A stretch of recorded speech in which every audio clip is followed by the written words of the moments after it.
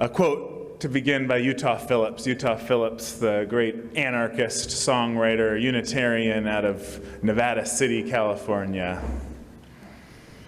The long memory. The long memory is the most radical idea in the country.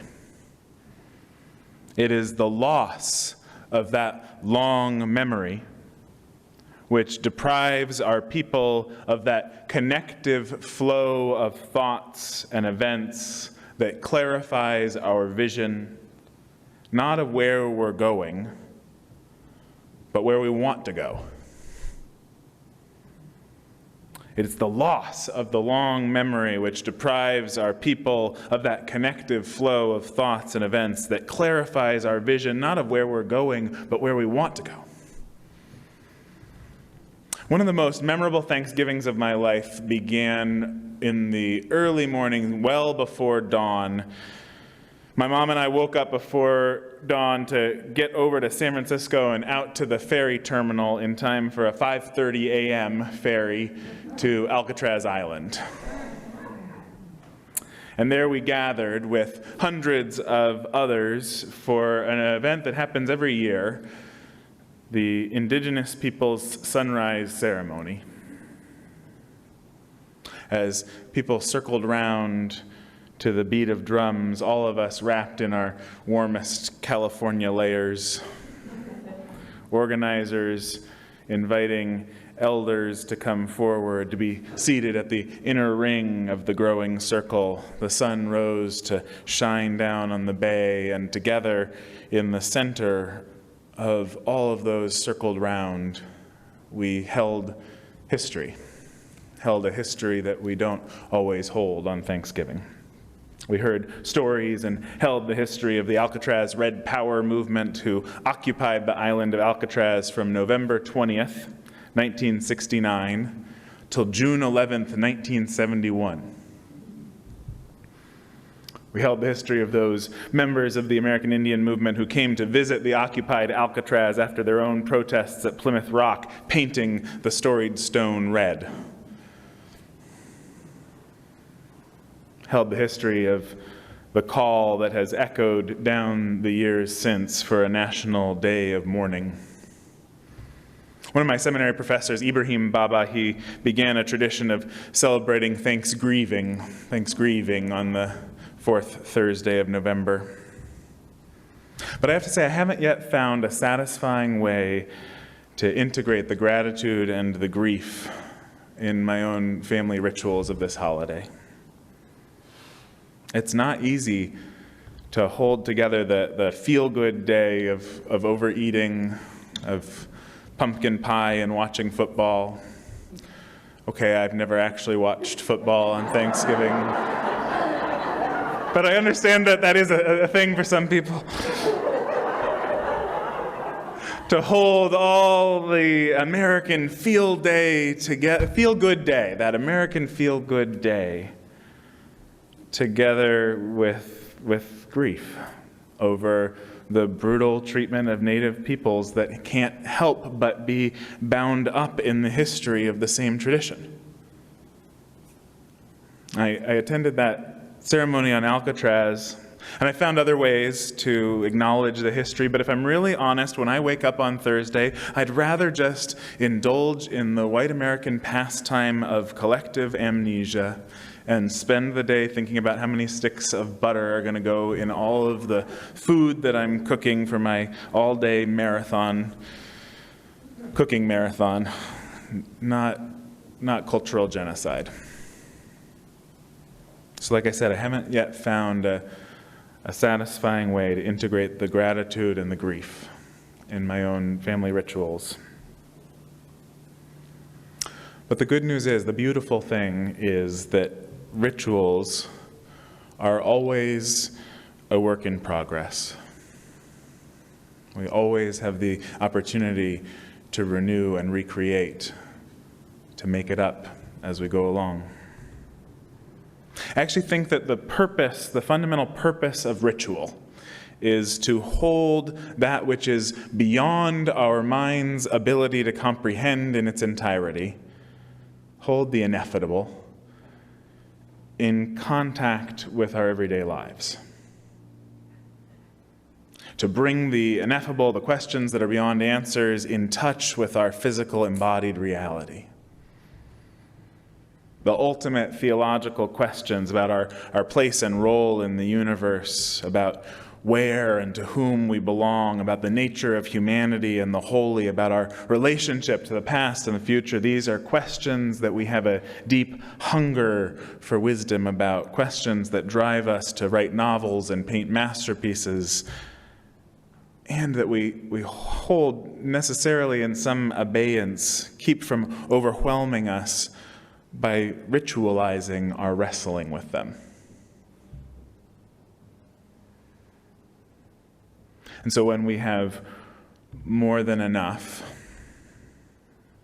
and see others around us struggling to survive, when we feast at Thanksgiving knowing there are others living on the streets of our city, we are faced with a challenging theological dilemma. How do we enjoy the abundance of life knowing it is so unevenly distributed?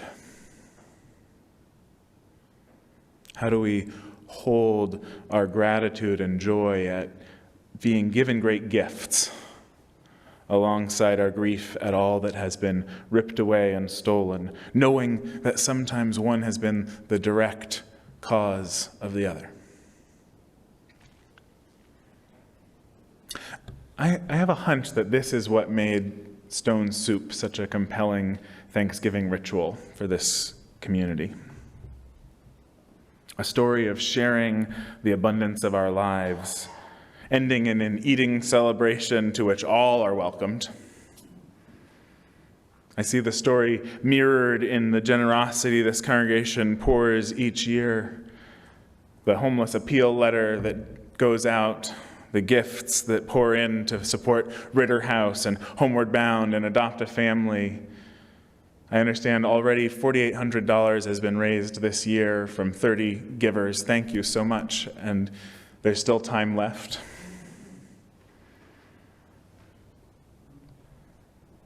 The story mirrored in all the people who've benefited from these gifts, from these organizations offering direct care and support to our neighbors without homes.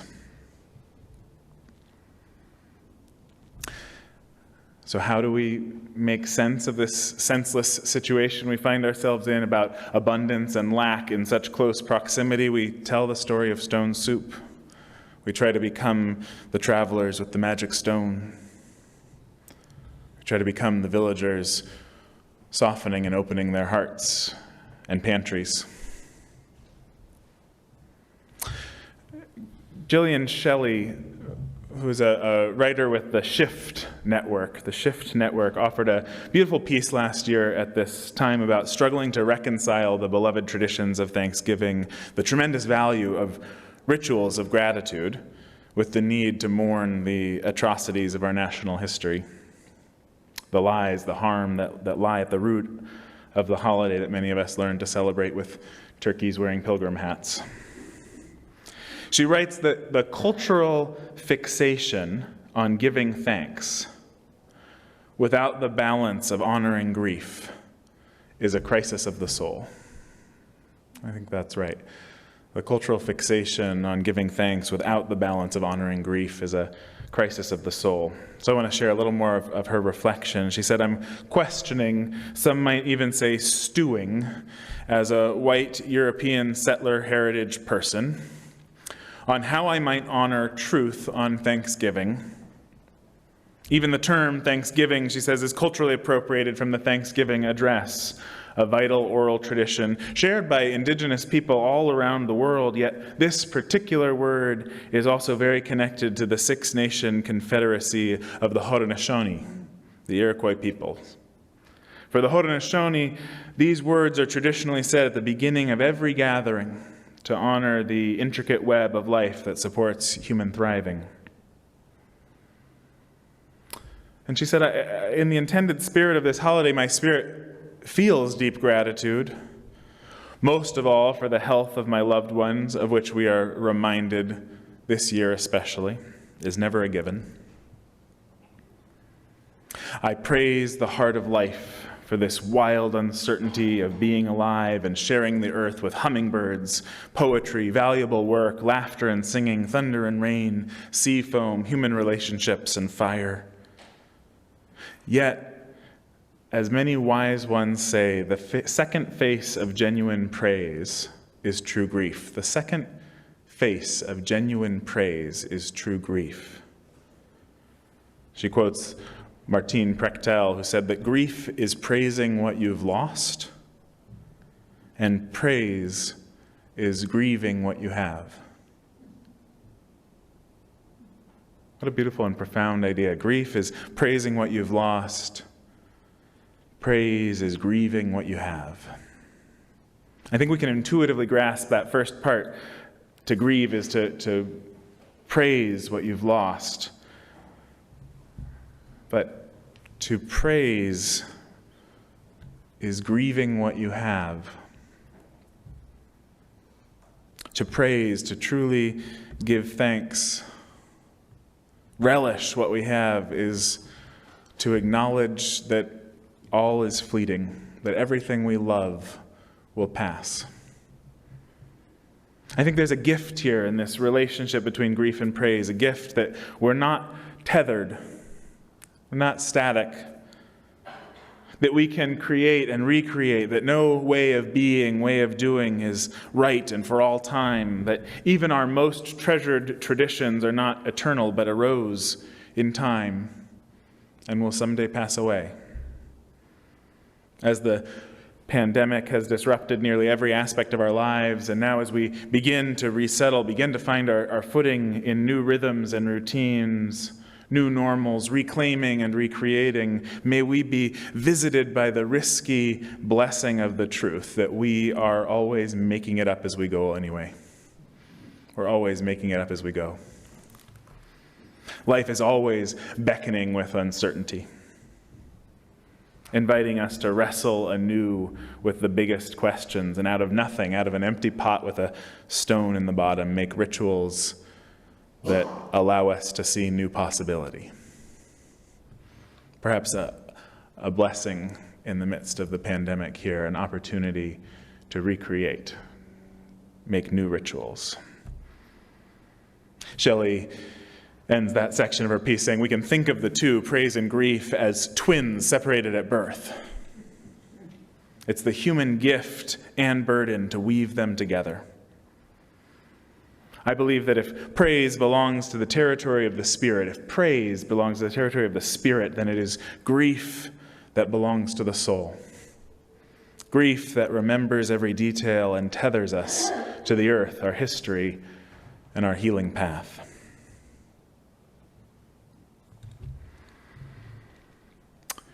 There was an incredible opinion piece last summer in the Washington Post by Michelle Norris. You might know her from NPR. Michelle Norris, who told the story of her first visit on that healing path to the African American History Museum in Washington, D.C. when it opened in 2016.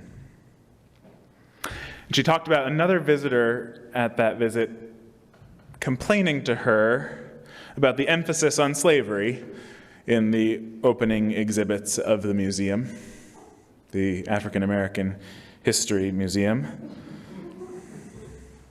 This other visitor wished it would be more focused on the achievements of black folks.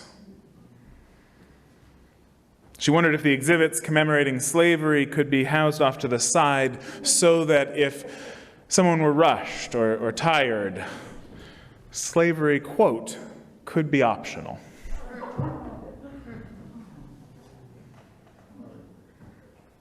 So you can imagine the rest of Norris's piece just from that. But she concluded there's an answer, at least a clue, the beginning of an answer to be found in a German word, 26 letters and 6 syllables long. I'm going to butcher it for you. Vergangenheitsaufarbeitung. 26 letters, 6 syllables long. There's no easy translation, of course, for this word, but it means something like working off the past. working off the past. I think about all the need people talk about working off Thanksgiving dinner after the next few days afterward. We've got some past to work off. It's about a particular relationship to the past, a relationship that holds the pain of what has happened with a determination to heal, to learn and grow from it. This is the stance that mainstream German culture has adopted toward remembering the atrocities of the Holocaust. Everyday life is brought regularly and viscerally in touch with the potent big questions of how a society could commit and permit violence on such a scale.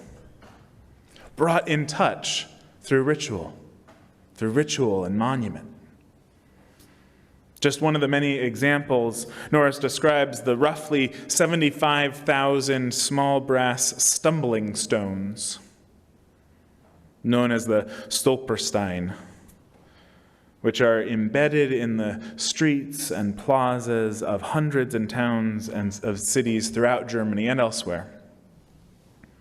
And each plaque begins with the phrase, "Here lived," and is followed by the facts of someone's life, their name and birth date. And then that etching is followed by the grim facts of their fate: exile, internment, murder. And so she writes, imagine traveling through an American state and coming upon small embedded memorials that list key facts about the lives of the enslaved, their names, their fates, their birth dates, the number of times they were sold, the ways they were separated from their families, the conditions of their toil. She says, imagine how that might shape the way we comprehend the peculiar institution of slavery, its legacy and its normalized trauma. And imagine, she says, if there were similar embedded memorials for Indigenous people who were forced from their land, relegated to reservations far from their normal ranges and regions. Imagine stopping to fill up a tank at a roadside gas station and noticing the reflection off a gleaming brass marker that bears the names of the tribal elders who once lived where you are standing.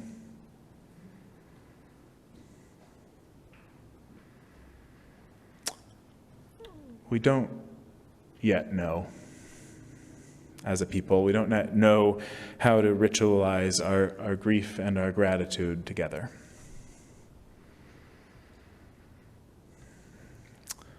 But the good news is all of these rituals, they're made up of feeling and symbol, of story and memory, of stones and soup. The rituals of thanksgiving are eager to be made up. The uplift of our spirits and the healing of our wounded souls, both together need us to wrestle with our traditions, to hold history in new ways, and to keep making it up as we go. May it be so. And amen.